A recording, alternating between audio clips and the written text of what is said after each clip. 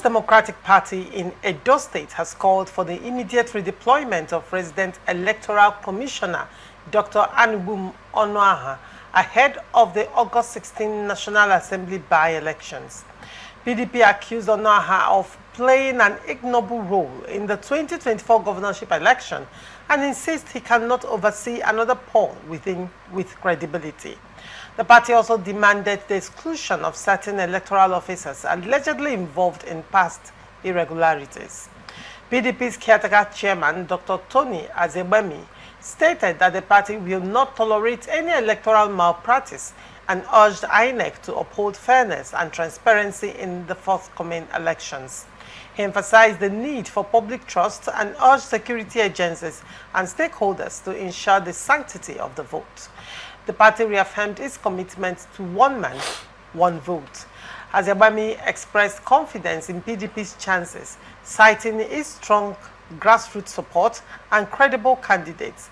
Prince Joe Okoje and Johnny Ebomwosa Apiteyani emerged as the PDP flag bearers for the Edo Central Senatorial District and Ovia Federal Constituency, respectively.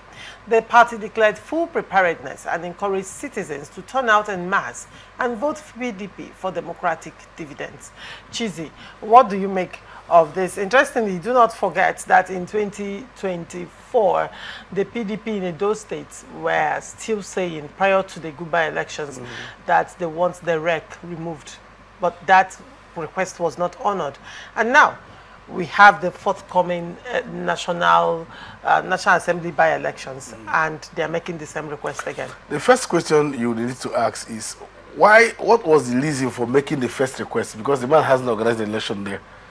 The reason that Obaseki raised was that the REC was a cousin to the FCT minister, whom he said that to a large extent will make the REC biased with regards, considering that he was at odds with the FCT minister at the time.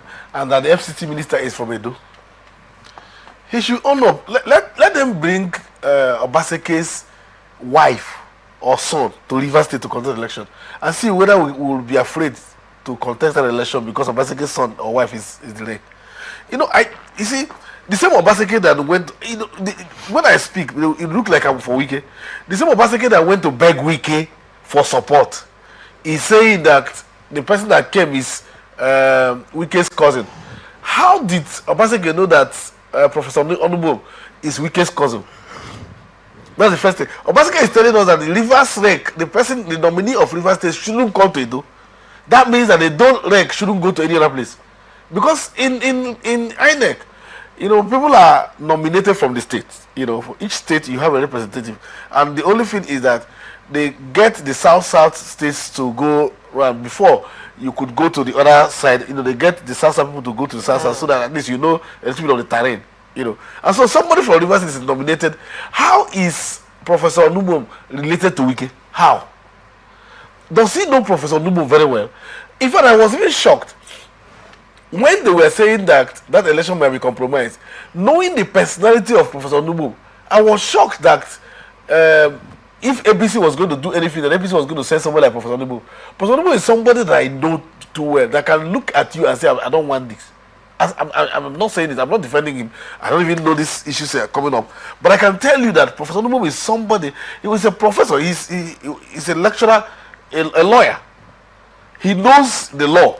Now you are saying that they should remove him. Let me tell you the danger in all of that. When you say he's a professor, he knows the law and all that, one would say, does it really count in the grand scheme of things? I mean, in Rivers State, we had a retired justice who was RISEC chairman, yet conducted the election that was cancelled by Supreme Court. Now, let me tell you why.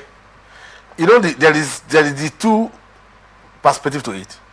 Now, if, for instance, you have somebody who is not in that legal profession go to do a field like that, or somebody not in that caliber of persons, you could say, okay, no, because, after all, what does he know? But if you have someone now, necessity is now built on him, that there will be more pressure. You expect more from the person to do. That's why I said so. That there are some persons who may have known that and do not allow that to rule them. But that Professor Onugbum is somebody who combines that with integrity. That I can tell you. That Professor Onugbum is somebody who combines that with integrity. Again, let me say something here. when people say an INEC didn't heed to their concern. Now, let me tell you one thing about Rivers State, about Nigeria. If you say this rec shouldn't be here, and INEC removes that rec, tomorrow, all the states, will start agitating. Remove this person, remove it. So there will be a time where we will need to employ angels to come and lead us. We had an election in 2019, and the NEC was brought by APC. The only thing we can say, didn't say remove him. We can say INEC. It was on air. If you are coming to Rivers State to organize good election, fine and good. But if you want to come and rig the election, just go and write your will. Because he said you can't do it. It's not possible. Let them come there and say, no, please tell me. Were it not APC that brought the INEC rec that conducted the election that brought the Obaseki back? Because he had the muscles. He had people who supported him. And he accepted it. And he won. He won an APC candidate supported by that, supported by the legions of APC people there. He won it. Now again, locally, he has offended some local gods, quote unquote, around his place. He's just finding an excuse. Anybody you bring there who want to come and rig the election. Anybody. Because you see, when somebody begins to say they are going to rig the election, like somebody said here, we are going to stop writing of election. I said, they wrote their own election. Now, you know, people don't know when they say contradict themselves. You said, we're going to stop in Rivers State. What they do is election writing. That means from 1999, they were writing election in Rivers State. So all of the elections you won were written in Rivers State. Sometimes you say something that you don't know that you are indicting yourself. So what I'm saying now, he is saying this, that he's crying now because certain factors he has offended. One of the factors I want to say is, there was somebody who was already PDP candidate from his locality, that in Port Harcourt, he came, they brought the person when he now was going to defect to the PDP. They brought the person and said, please step down for him. He's a sitting governor. Allow him. But you carry him along. That person worked against him in 2000 because he didn't carry him along. He is somebody who will dump everybody and now thinks that as governor it's a right that they can just elect your persons. What has he done? This is the first governor in Edo, the history of Edo, that took the monarch to court. And you think they will allow it in Edo? The Oba of Benin. The Oba of Benin, that's the monarch. It took him to court. It's not just a crime in Edo, it's a sin. It looks like you have committed the highest atrocity. This is the same person who does that. And then you think that all of those factors will be there and then you begin to win the election. And then how does the election come up? Election can come from the unit, isn't it? From the unit to the ward, from the ward to the local government. Let me tell you, even on that day, the RISEC chairman does not announce election. It is the state return officer that is there. And they collect election from each ward. It will be on air. You see from local government, this local government. This not the RISEC chairman, the REC in this instance. I mean the REC, sorry, the REC. Now they will begin to collect that. He is only, the REC is there to take care of these persons. I mean by their logistics and all of that. That's all. He does not participate in the election collation. In fact, he could even move out there. But of course, because he's the head of this place, he will be there. He cannot even announce the election. It is the return officer that announces the election. He's not even the return officer in that instance. So you see that people, they collect elections from this. So are you not saying that the entire INEC in Edo should be sacked? So we bring angels from heaven to come and organize elections. Anybody you see throwing stones in the market or trying to throw sand to somebody does not know how to fight. It's not fighting well. That's it. The man is tired. The man should go and sit down. There are people who won election. This was the man who didn't swear in elected assembly. And you think all of those people will just be like this, watching him to now bring up his own stooge and now begin to work? It won't work. All right, very well. Now, well, let's look at PDP as a party. Now, you know, you saw the balkanization that happened prior to the 2024 Guba elections in Edo State, and how a lot of PDP stalwarts defected to APC and threw their weights behind APC, not forgetting Obaseki's erstwhile deputy, whom he fell out with, you know, prior to that election, who swore to remain in the party and work against him. Now, looking at all the things, the intrigues and the power plays that played out in PDP, after the election, PDP in Edo State has been relatively silent, not a word, And now APC has declared who their candidate is for the forthcoming National Assembly by-election. PDP, on the other hand, just declared their own candidate. How do you see this playing out? Because to a large extent, I have not heard that Edo PDP has constituted a peace and reconciliation committee to the effect to mend fences and build bridges. How do you see this going to play out in the forthcoming by-elections? Now, let me shock you, Lauricia. There is something that has happened to the PDP in the past 4 days, a week. After people like Atiku left the party, I'm starting from the national now. After people like Atiku and all of that, with their baggages, left the party. When they left the party, it looks like the younger element in the party. The younger element in the party has reunited themselves and they are doing something. Now, elections in Nigeria, especially the just concluded election in 2023, has shown that it's not even about the party again. Yes, the party is there. It's about the individual. Now, you may think it will be the highest fallacy on the part of the APC to think that the way they won the governorship is the way they will win the National Assembly. It may be a fallacy. The reason is simple. You see, all of those persons who are there may separate that governorship to this place, right? Because there are individuals also that also complain. People. I'm not saying that's what's going to happen, but if you also think that because there was this election that is going to be a bad one going to affect, be careful. It may not be like that. People have to be separated from that, and you see somebody throwing in on them, people winning election. What I say that, quote unquote, in 2023 election presented almost like an independent candidacy. Obi came, midway, without a structured party. Labour wasn't anywhere around, but Obi went that way. So you be careful how you think that because that happened in 2024 that is going to repeat itself. Be careful. And I can tell you that for you to run from an opposition, especially in this part of the world, we are naturally PDP. The South are naturally PDP. It's just that certain individuals, especially what is happening in the national.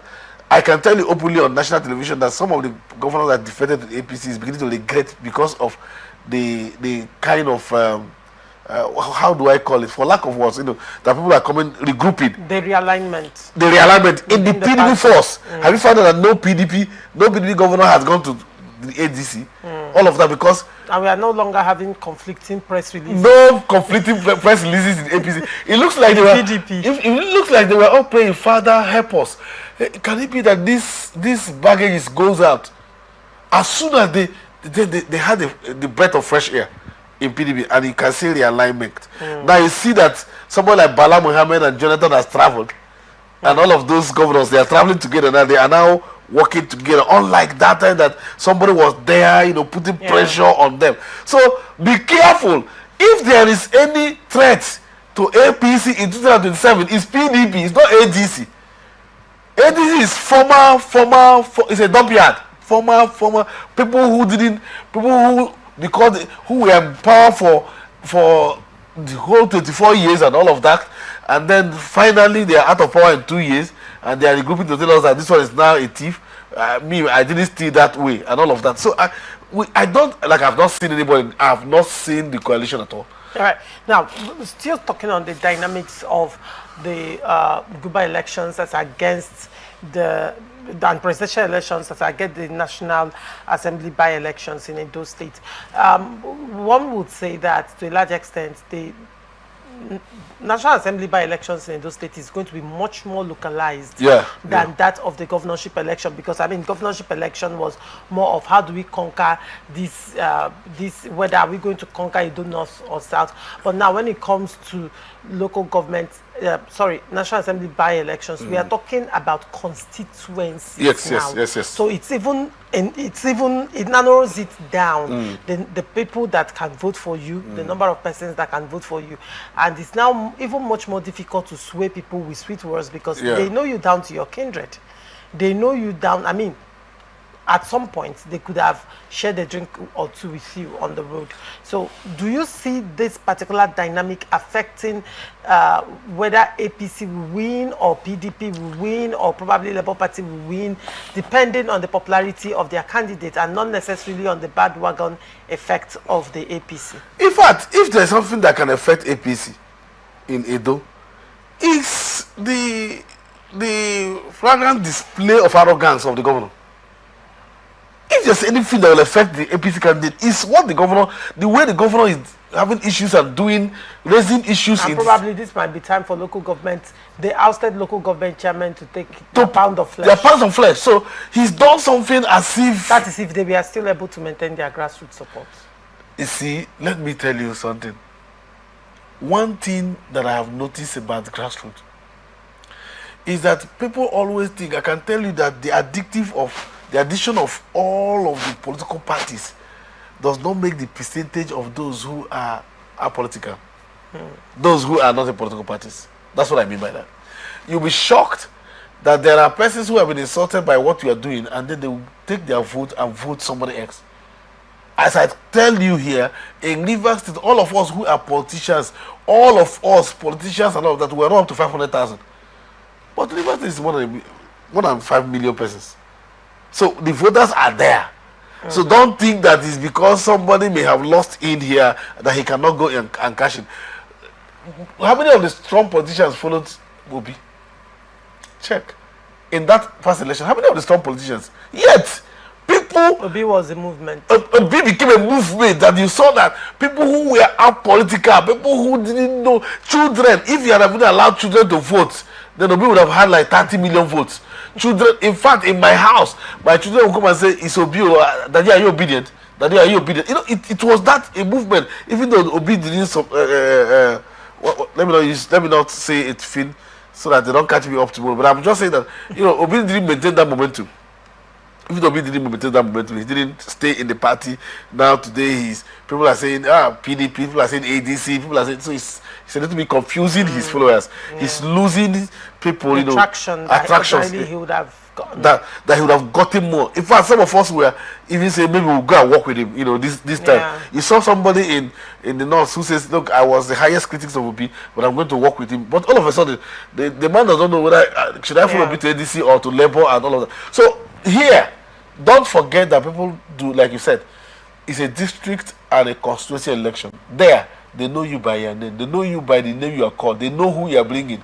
They know your father. They know your father. They know your history. They know your history. So if you feel that, you know, anybody, the hardest election is the councilorship election. If you contest the councilorship election and win, my brother, that's where they know that there was a time where you stole a peer. There was a time where we were in that pencil. That's when you know those kind of things. But here, people don't know that much about it. They say, oh no, he's just saying it. But here, so I am saying that if there's any baggage that the APC will have in this election, is the governor. And you should be careful. All right.